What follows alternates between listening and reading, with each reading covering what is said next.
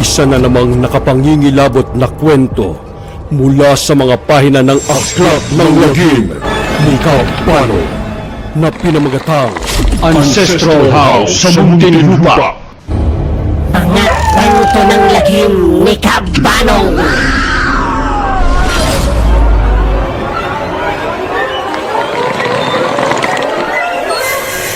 Mapagpalang araw sa inyong lahat. Narito na naman ang inyong kabanong upang magbigay ng isang nakapangingilabot na pangyayari. Ang kwento natin ngayong araw na ito ay mula kay Bert. Siya ay tubong Las Piñas City at ikukwento niya sa atin ang naging karanasan ng kanyang ate Minda nang sila ay lumipat sa bahay ng kanyang asawa na si Nando. Nasa 20 anyos pa lang si Bert noon. Tumira si Bert sa bahay ni na ate Minda niya at kuya Nando sa Las Piñas City. Pero nung nabuntis si ate Minda niya at magkabuwanan na, napagpasyahan na mag-asawa na tumira muna sila sa bahay ni Nando sa Muntinlupa. Kasama si Bert sa paglipat ng mag-asawa. At dito natin sisimulan ang kwento ni Bert sa naging karanasan niya at ng kanyang ate Minda sa mga kababalaghan sa Muntinlupa. Kabanong, taong 2015 nang lumipat kami sa bahay ng bayaw ko sa Las Piñas.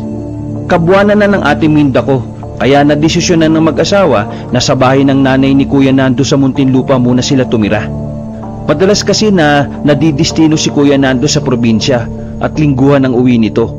Kaya minabuti muna nila na dun muna kami tumira para mabantayan muna si ate Minda ng nanay ni Kuya Nando. Ancestral house na ito, kaya luma na ang bahay at mukhang nakakatakot. Up and down ng bahay, kahoy ang mga dingding nito. Gawa sa kapis ang mga bintana. Pagpasok mo sa bahay ay may typical na screen door ito sa pinto para hindi pumasok yung mga langaw at lamok sa bahay. Sa loob, katabi ng pinto sa bandang kanan ay ang hagdan nito pataas at sa bandang kaliwa ay ang kusina at ang lamesang kainan. Nasa taas ang sala nito at mga kwarto. Meron itong 4 na kwarto sa itaas. Yung isang kwarto ay sa nanay ni Kuya Nando. Yung isang kwarto ay sarado at walang tao. At yung 2 kwarto ay inayos para kina ate Minda at Kuya Nando at yung isang kwarto naman ay para sa akin. Nung pumasok ako sa kwarto ni na ate Minda para ilagay yung maleta nila, nakita ko yung napakalaking aparador na may salamin sa harapan na makikita mo yung buong katawan mo.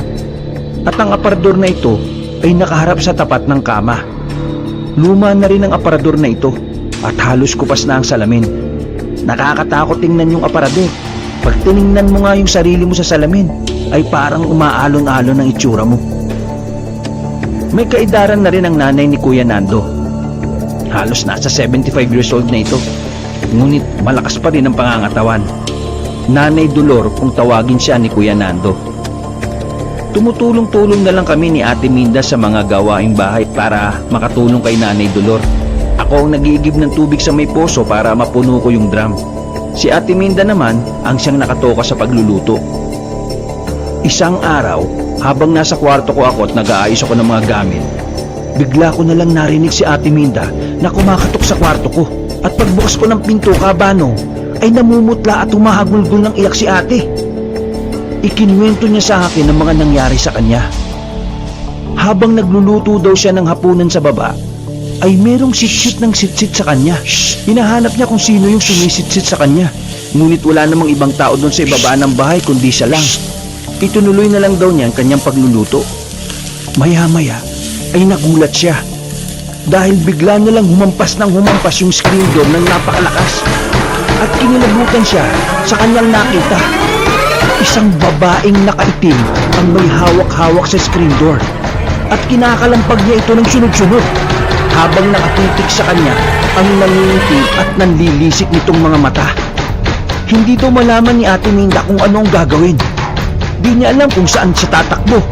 Hindi daw siya makalabas sa pinto dahil hawak ng babaeng nakaitim yung screen door. Nag-aalangan rin siyang umakyat sa itas dahil nakaharang naman yung katawan ng babaeng nakaitim sa daraanan niyang hagdan. Ngunit wala na daw siyang ibang choice kundi banggain na lang yung babaeng nakaitim para makakit si ate Minda sa taas. Dire-diretso daw si ate Minda sa kanilang kwarto. Napaupo ito sa kanilang kama at doon siya napahagulgol ng gusto. Ngunit pag-angat ng kanyang ulo, nakita niya daw sa kanyang harapan ang malaking aparador. Nangilabot siya sa nakita niya sa salamin. Yung babaeng nakaitim na nakatayo kanina sa ibaba, ngayon ay nasa loob naman ng refleksyon ng salamin at nanglilisik ang nangingitim na mga mata na nakatitig ngayon kay Ate Minda. Sigaw ng sigaw si Ate Minda at doon na siya tumakbo papunta sa kwarto ko. Niyakap ko ng maigpit si Ate Minda. Hindi ako makapaniwala sa mga ikinuwento niya sa akin.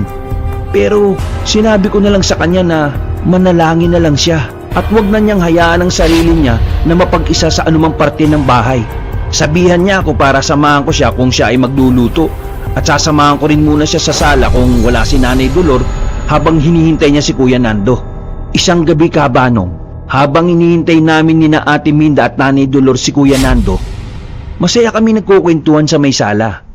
Nakaupo kami ni Ate Minda habang si Nanay Dolor naman ay nagwawalis habang nagkukwento ng masayang kabataan ni Kuya Nando. Pero maya-maya, nagulat kami sa nakita namin kay Nanay Dolor. Dahil habang nakayuko si Nanay habang nagwawalis, biglang umangat ang isang kawangis ni Nanay Dolor sa kanyang katawan. Dalawang Nanay Dolor ang nakikita namin.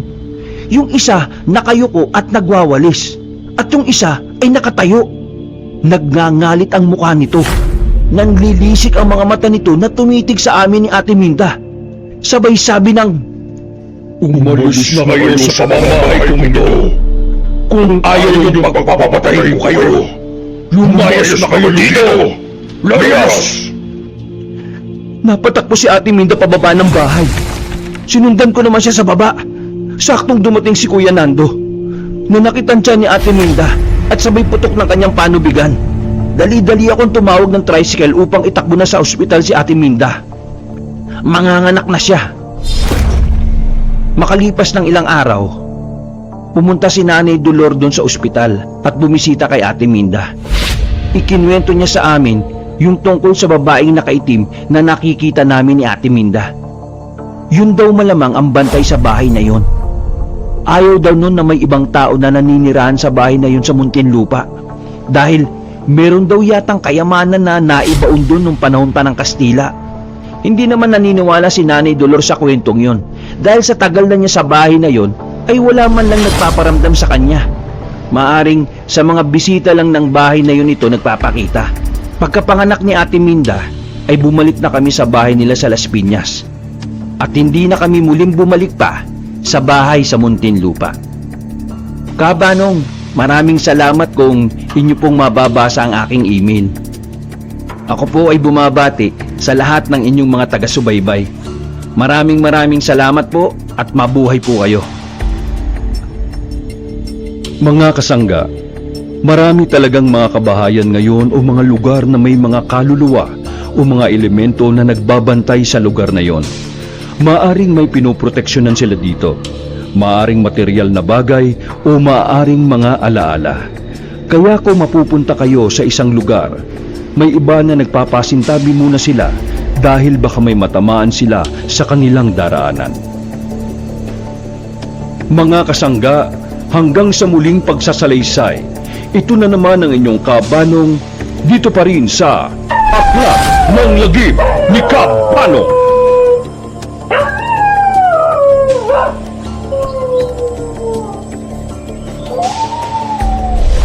Shoutout kina Z Animation, Angel Mar Animated, Teresita Espino Duazo, ang manunulat Horror Stories, Kuya Mac, Ann Regala, Nerdy Bish, Imogen, Sid Vicious, Rogelio San Jose, Marites Agraviador, Main Black Rose, Tess Watanabe of Thailand, LD476, Pauline Mosura, Papa J, Milagrosa Luke, Doha, Shaila Hart, Amihan Grande, Ang Tinig ni Gabriela, June Andre Nagar, Fernandito Ornopia, Angelo Candelaria, Elaine Almera, Badsma MB, Pinoy Nightmare Tagalog Horror Animation, Takoyami Food Kiosk, Dory Solis, Tiktilaok Stories, Jmar Villarmino, Nardi Bish, Papa J,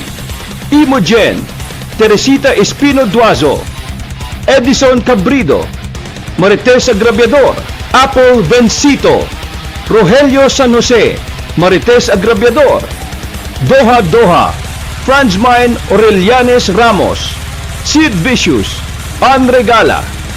Maraming salamat sa inyong lahat. At nagpapasalamat rin kami sa mga pumindot ng join button at naging kasangga ni Ka Banong. Sila ay sina Nika Nociel Urbano, Shasha Sudario at Milagrosa Luke. Maraming salamat sa inyong suporta.